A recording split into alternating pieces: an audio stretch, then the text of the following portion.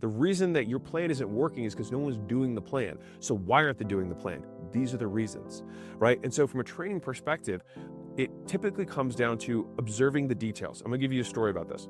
So I was meeting with a different business, which is a solar sales company that was doing, multiple eight figures, which is great, good sized business. And the founder was telling me that they were struggling to develop a sales leadership within the business. And he said they did an offsite and they came up with like their 6 pillars of sales leadership. And it was like accountability, time management, blah, blah, blah, blah, right? They had like 6 things. I don't remember what they were. And he said after the 2-day event where everyone came together and agreed on those principles, they went back and no one changed their behavior.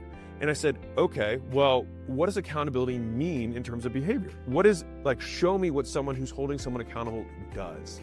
How would I know that accountability had occurred, right? And so what happens there is he was like, wait, so I need to be like, oh, you need to text your team every morning and you have to do end of week reports with every person in review.